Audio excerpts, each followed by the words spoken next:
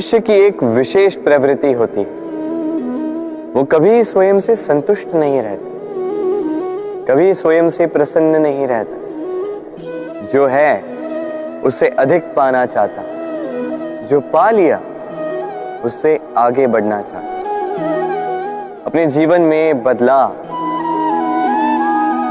परिवर्तन लाना चाहता। और ये प्रवृत्ति संसार में सबसे महान है,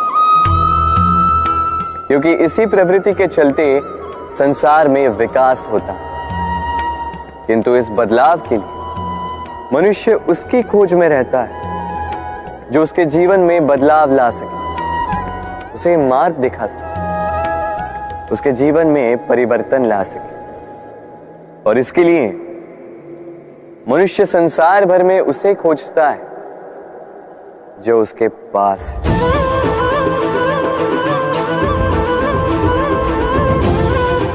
बताइए कौन? यदि कोई आपका जीवन बदल सकता है तो दर्पण देखिए। वो आप स्वयं है जो आपका जीवन बदल सकते हैं। वो आप स्वयं है जो स्वयं को मार्ग दिखा सकते हैं, जीवन में बदलाव ला सकते हैं, परिवर्तन ला सकते हैं। इसलिए पहचानिए अपनी भीतर की शक्ति को और विश्वास कीजिए कि इस संसार में आपसे अधिक शक्तिशाली और कोई नहीं। जीवन बदल जाएगा। और अंधविश्वास का नहीं, आत्मविश्वास का हाथ थामिए, आपकी समस्याएं स्वतः दूर हो जाएंगी। मन बड़ी ही विचित्र कृति है। ये मन शरीर के किस अंग में बसता है कोई नहीं जानता, किंतु संपूर्ण शरीर इस मन की इच्छा साकार करने के लिए प्रयास करता रहता है। अब यदि मन कुछ खाने का करे तो व्यक्ति उसकी वनो उपवनों की इच्छा साकार करने का माध्यम ढूंढता रहता है। अब यदि मन किसी को शत्रु समझ ले तो व्यक्ति उसे नष्ट करने का हर संभव प्रयास करता है। अब यदि मन किसी से प्रेम करे तो उसकी प्रसन्नता के लिए हर सीमा लांघने के लिए सज्ज रहता है। परंतु जीवन सुखद हो, इसके लिए आवश्यक है कि मन खाली हो। इस बांसुरी की भांति भीतर कुछ भी नहीं, न राग है न द्वेष, तब भी तार छेड़ने पर स्वर निकलता है। इसी प्रकार मन को भी भावनाओं से मुक्त रखना आवश्यक है। स्मरण रखिए, मन में कुछ भर के जियोगे तो मन भर के जी नहीं पाओगे। भूल और मनुष्य, इन दोनों का संबंध कुछ वैसा है जैसा पंख और चिड़िया का, जैसा धारा और नदिया का। यदि भूल मनुष्य के स्वभाव का इतना महत्वपूर्ण अंग है तो आप सोचिए, इस पर लज्जा क्यों? इस पर लज्जा करना ठीक है ही नहीं। वैसे देखा जाए तो भूल हमें स्वयं को और श्रेष्ठ बनाने का अवसर देती है, पहले से अच्छा प्रदर्शन करने की प्रेरणा देती है। अब कदाचित आप में से कुछ इस बात से सहमत नहीं हो, क्योंकि बहुतों की दृष्टि में भूल दोष को जन्म देती है, दोष अपराध को, और अपराध के लिए क्षमा नहीं दंड मिलना चाहिए। किंतु क्या आपने कभी सोचा है कि ऐसा क्यों होता है? क्या कारण है इसका? इसका कारण है भूल स्वीकार करने से बचना। यदि आप कोई भूल करोगे और उसे स्वीकारोगे नहीं तो वो भूल दोष में बदल जाएगी और वो दोष अपराध। तो साहस रखिए, अपनी भूल को स्वीकार करना अपनी भूल को सुधारने की दिशा में सबसे पहला कदम होता है। और स्मरण रखिएगा, यदि कुछ अपराध है तो वो है समय पे अपनी भूल ना स्वीकार।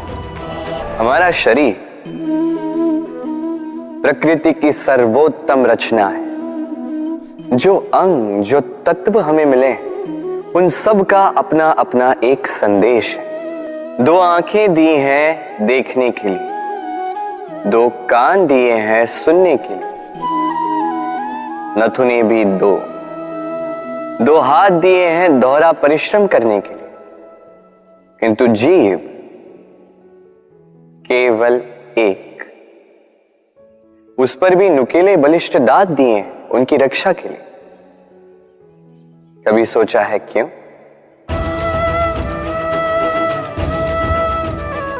क्योंकि शब्द और शब्दों का उपयोग मनुष्य का सबसे बड़ा शस्त्र है, जिसका उपयोग जितना सोच समझकर किया जाए मनुष्य जीवन में उतना ही ऊपर उठता है।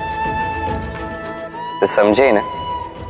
देखो, सुनो, समझो अधिक, बोलो कम। मनुष्य का स्वभाव है कमाना, संग्रह करना, फिर चाहे वो धन हो, नाते हो, संबंध हो या हो प्रसन्नता। परंतु क्या आपने कभी सोचा है नियति ने यह संग्रह करने की प्रकृति मनुष्य में क्यों डाली?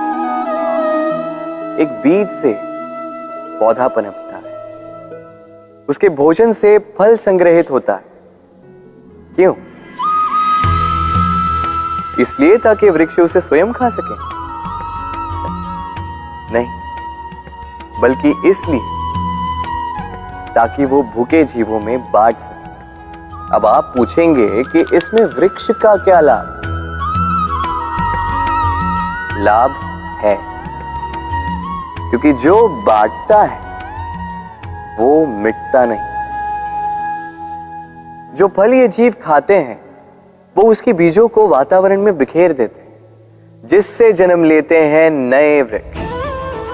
उसकी जाति, उसका गुण, उसकी मिठास अमर हो जाती है।